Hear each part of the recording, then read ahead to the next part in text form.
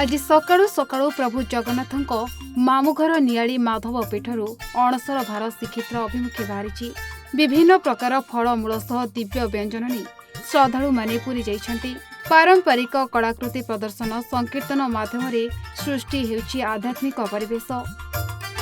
देवस्नान पूर्णिमा परठारु महाप्रभु ज्वरे पीड़ित होई सुस्थ हेउछन्ति। महाप्रभुंक मामुघर नियाली प्राची क्षेत्र आदि उत्सव मुखर जहाकु नहीं महाप्रभुंक मामुघर नियाली प्राची क्षेत्र आज उत्सव मुखर होई उठिछि। मामु भणजार एहेउछि दिव्य अनन्य परंपरा।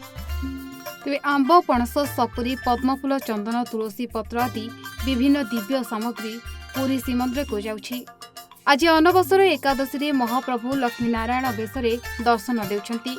स्नान बेदी अत्यधिक स्नान पर श्रीजीव को होइछि ज्वर। सेवायतक सेवारे श्रीजीव माने धीरे धीरे सुस्थ हेउछन्ति। सुस्थ हेबा परे नव यौवन दर्शन देवे महाप्रभु। जगन्नाथ होउछन्ति माधवानंदଙ୍କର भणजा। तांकर देह बर्तमान असुस्थ अछि।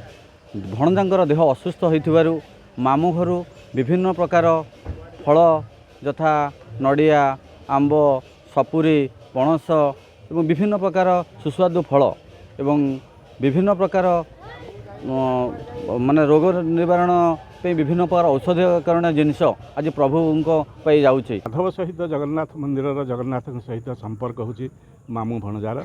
जगन्नाथ होचंदी भणजा एवं माधव होचंदी मामु। जेतेले भणजार जर होइछि मामु अष्टमी करि पारे। जेतेले भणजार जर होइछि खबर पाइले माधवानंद मध्य तांकर भक्त माने समस्त फलभार नेकी जाउचंदी एवं तांकर आरोग्य कामना करूचंदी।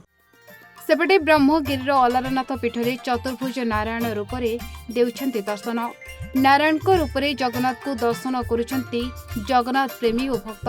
ए यात्रा डॉक्टर त्रिनाथ पट्टनायक, न्यायव्रत राउत, पीताम्बर राउत, त्रिलोचन पुष्पालक समेत बहु श्रद्धालु यात्रा सामिल रहिछन्ति। आमे पढ़ुआ करिया पई जाउछु सेतबळे महाप्रभु आज असुस्थतारे 108 गरा पानी गाधोइकरी असुस्थतारे पड़िछन्ति। से असुस्थतारे आमर मामु घरवासी केमिति बा आमे रही पारिबु देह धरी। जेतले महाप्रभुंकर ज्वर हवा खबर शुणिलु सेतबळे महाप्रभु जेहेतु आमर प्रिय भणजा आमे तांकर मामु तांकर देह केमिति अछि आमे देखिया पई पुरी जाउछु। एवं खाली तो जीवन ना महाप्रभुंक पई जहा ज्वर समय रे जो उपचार बा महाप्रभुंकर चाले फलमूल कर्पूर अगुरु एमती महाप्रभुंक सेवा पई नै जाउछु। कटक नियालीरू रश्मिरंजन मल्लिक रिपोर्ट ओडिशा भास्कर।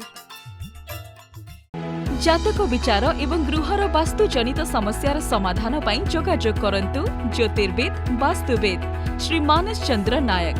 जोगाजोग करंतु 9438481748।